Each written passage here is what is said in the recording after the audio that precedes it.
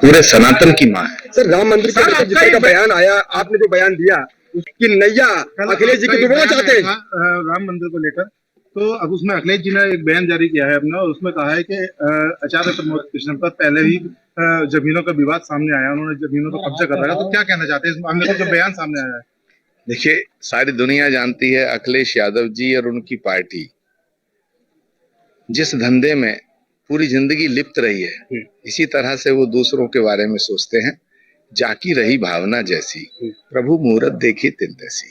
मैं भगवान से प्रार्थना करता हूं कि अखिलेश जी का भविष्य उज्जवल हो, लेकिन उनकी नैया डुबोने का काम उनके चाचा लोग कर रहे हैं। वो उनसे लड़े, मुझसे लड़ना छोड़। पोलिंग परसेंट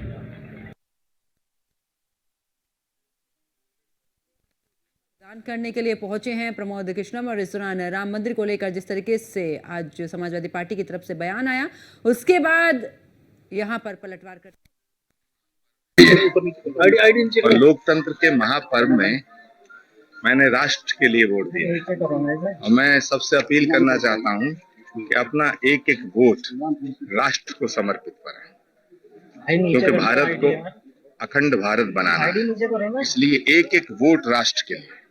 आचार्य ने साफ तौर पर ये कहा है कि राम मंदिर जो बन रहा है, जो राम मंदिर बना है, उसका नक्शा ठीक नहीं है, वास्तव ठीक नहीं। क्या कहेंगे आप उनके इस बयान पर? मुझे लगता है कि समाजवादी पार्टी में आजकल ये होड़ लगी है कि किस तरह अखिलेश यादव जी की नैया को कितना डुबोया जाए, और विडंबना ये है कि अखिलेश यादव जी की नैया को डुबोने का काम उनके चाचा ही कर रहे हैं। अखिलेश यादव राम मंदिर के मामले में एक बड़ा आपने खुलासा किया है। उसमें अखिलेश जी का उसके बाद बयान आता है कि आपने पहले से ही जमीनों पर कब्जा कर रखा है। देखिए, अखिलेश जी की पूरी पार्टी ने पूरी जिंदगी जमीनों पर कब्जा करने का ही तो काम किया है। तो जो आदमी जैसा होता है दूसरे को वैसे ही समझता है। मैं भगवान से प्रार्थना करता हूं कि इन्हें सद्बुद्धि दे और जमीनी राजनीति करें। बैडमिंटन खेल के हैंकी पैंकी राजनीति से मोदी नहीं हराए जा सकते। मोदी को हराने का ख्वाब छोड़ दें। देश की जनता, उत्तर प्रदेश की जनता प्रचंड बहुमत तीसरी बार नरेंद्र मोदी के साथ खड़ी है, और तीसरी बार उन्हें प्रधानमंत्री बनाएगी। जहां तक अखिलेश यादव जी के बयान का सवाल है, अखिलेश यादव जी का सवाल है, तो मैं उनके परिवार का वेल विशर रहा हूं। मैं आज भी उनका शुभचिंतक हूं। वो इस तरह की घटिया बयानबाजी ना करें, उन्हें शोभा नहीं देता। और उनकी लुटिया डुबोने का काम उनकी माननीय प्रधानमंत्री जी का एक बयान सामने आया, उन्होंने कहा कि चुनाव में मैंने अगले 100 दिन की एक रूपरेखा बना रखी है। क्या मानते हैं जो इस तरह से रूपरेखा बनाकर तैयार की गई है कि मुझे ऐसे बहुत सारे काम करने हैं जो लोगों ने सोचा नहीं था, मुझे एक बहुत ही अलग काम करना है जनहित के लिए। देखिए, प्रधानमंत्री जी का एक एक पल, उनकी जिंदगी का एक एक लम्हा, उनके जीवन का एक एक क्षण इस राष्ट्र के लिए समर्पित है। और देश के प्रधानमंत्री की जिंदगी का एक एक पल देश के लिए समर्पित होना भी चाहिए। लेकिन बड़े भाग्य की विडंबना है, भारत के भाग्य की विडंबना कहो, लोकतंत्र की विडंबना करो, कहो कि जो विपक्ष है इसके नेताओं ने, तमाम नेताओं ने, उनसे अगर आप पूछो कि प्रधानमंत्री जी ने अगले 100 वर्षों की, अगले 100 दिनों की रूपरेखा तैयार की है, इनके पास 100 मिनट की रूपरेखा तैयार नहीं। इनके पास बस एक ही रूपरेखा तैयार है कि नरेंद्र मोदी को गाली कैसे दी जाए।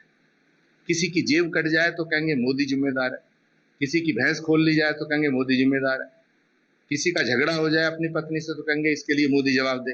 ये पानी पी पी के मोदी को कोसने का काम कर रहे हैं, मोदी जी को गाली देने का काम कर रहे हैं। और जितना ये मोदी को गाली देंगे उतना ही देश की जनता मोदी से प्यार करेगी। आम आदमी पार्टी के नेता हैं सौरभ भारद्वाज, उनका कहना है कि दिल्ली में 7 सीटें हारेंगी। उन्हें यही कहना चाहिए, क्योंकि